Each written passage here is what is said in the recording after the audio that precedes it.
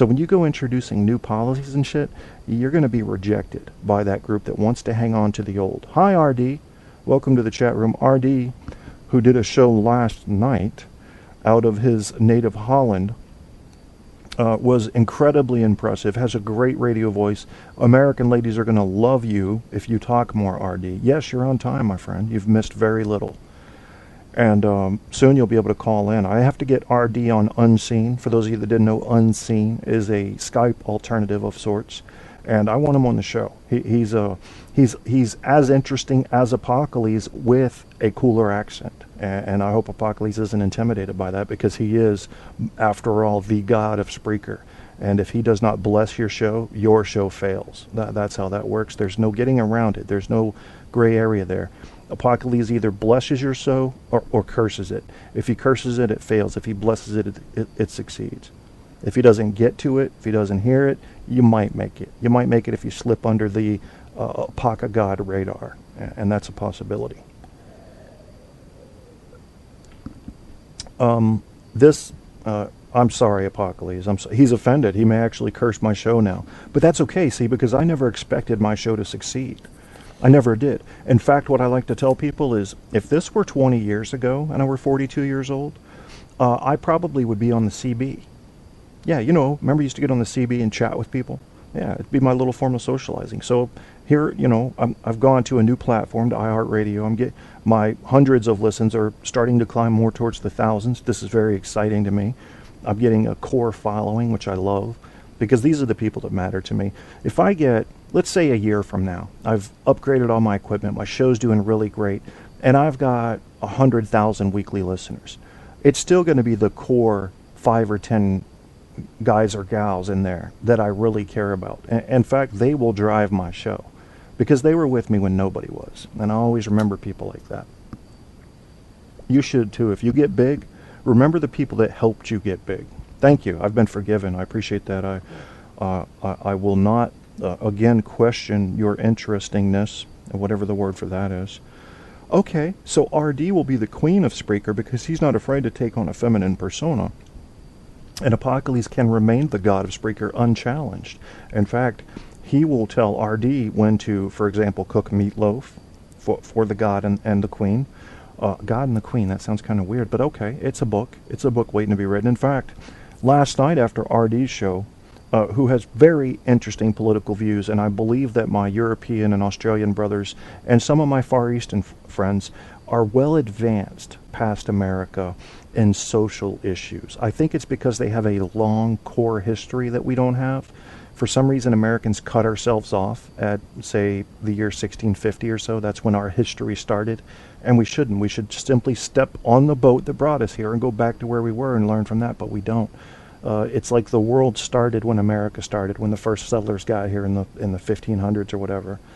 And what a weird thing, because history's so much longer than that, and the Europeans have learned that, and they know.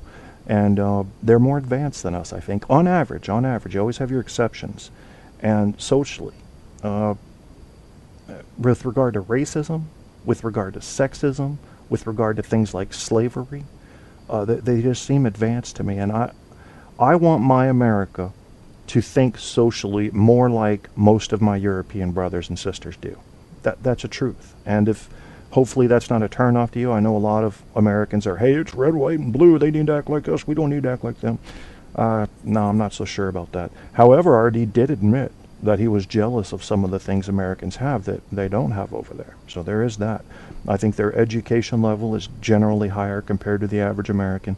I will give the average American credit for being quite ballsy, usually pretty resourceful in a challenging issue, something that rises up. Americans can be pretty strong compared to others.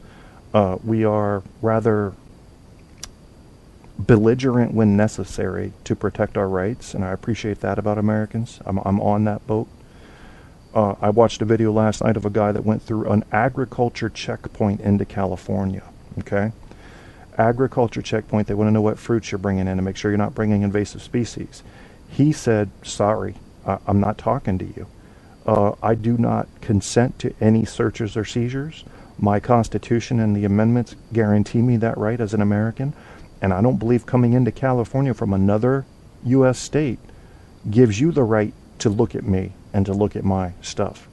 And overall, I agree with this guy. He was correct. Now, you can't blame California for wanting to protect their agriculture, but as long as the question arises about what they're really doing this checkpoint for, if there's even a question in your mind, what are they really doing? What if they're trying to track my movements? And they could be. It could be a simple arm of the federal government trying to track your movements. Now you're going, probably not, Kev. I know, probably not. But it could be. And because it could be, and because that question was asked at all, what are we forced to do anytime presented with that type of question? We're forced to turn back to our Constitution. It is the Bible for our rights. And that Constitution says that there will be no unnecessary searches and seizures, that you will need probable cause to place anybody in a lawful detention.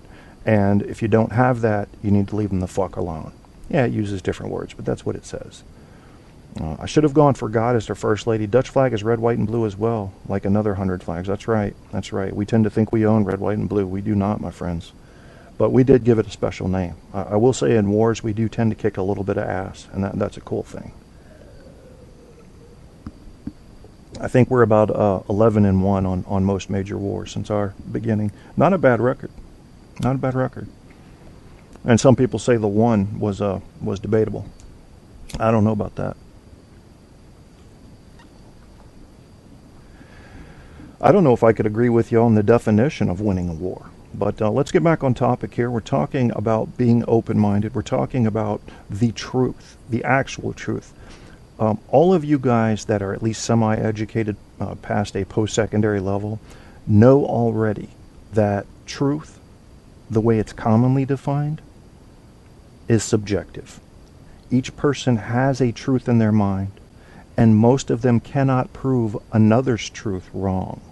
That makes it subjective.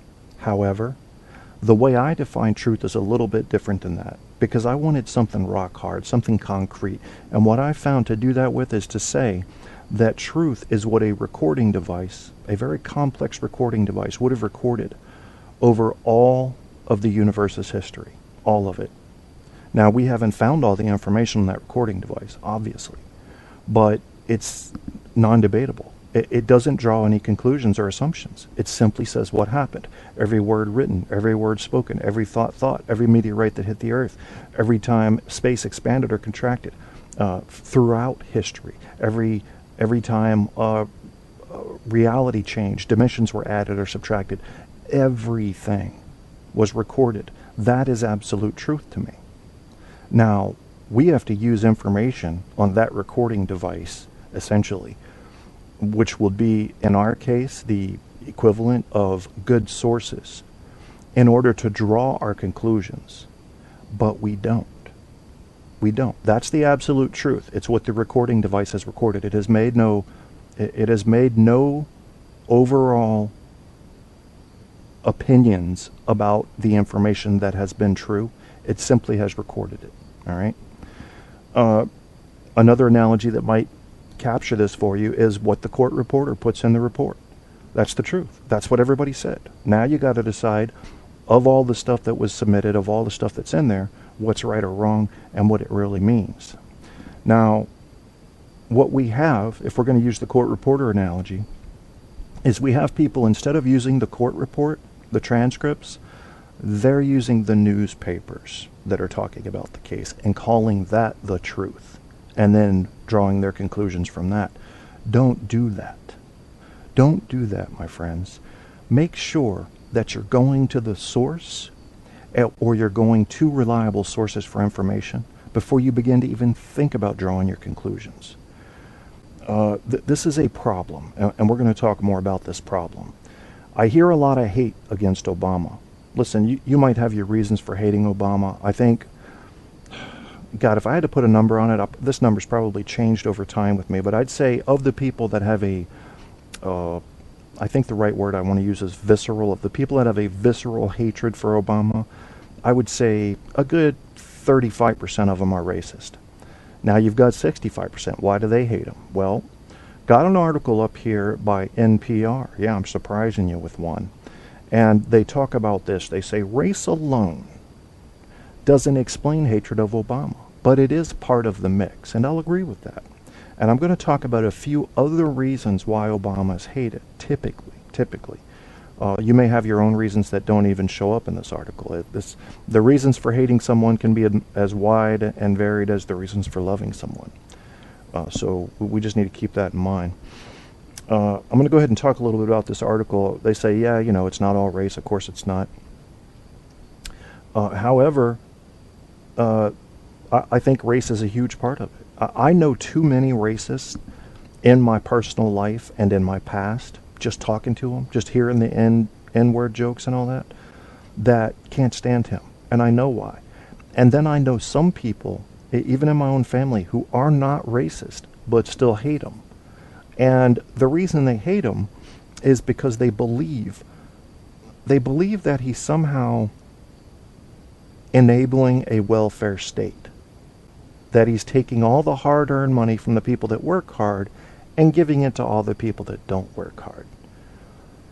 That's not accurate, folks. Now, if you want to believe it, you're going to believe it. Why would you listen to me? Silly me, I rely on the facts about what has happened with welfare since he's taken office, what has changed. Nothing's changed in the requirements. Are more people on food stamps? Yes. And the number on food stamps was climbing before he came into office. So if you think he's trying to take everybody's hard-earned money and give people money to stay at home, every speech I've ever seen him give talks about the hard-working American, and he's put into place rewards for those people. I don't see that. Now, maybe I'm wrong. I just don't see it. He's not trying to enable a welfare state. He knows that a working America is an effective America. Every president has known that. So is that a good reason to hate him? Have you done your fact-checking? Where do you do your fact-checking? Do you got any idea what the good sites are? I got another article up here. See how I do? Before we do that, we're going to talk about the other common reasons Obama's hated that have nothing to do with race. He has had to put up with some indignities, as they say here, that no white president has endured, including a protester waving a Confederate flag outside the White House gates last fall, South Carolina Congressman Republican Joe Wilson yelling, "You lie," at him during a 2009 address to Congress. Very tacky, very tacky. Hate the man, but respect the office, I say. If the first black president would have been a conservative, then these conservatives would not express this racial animus.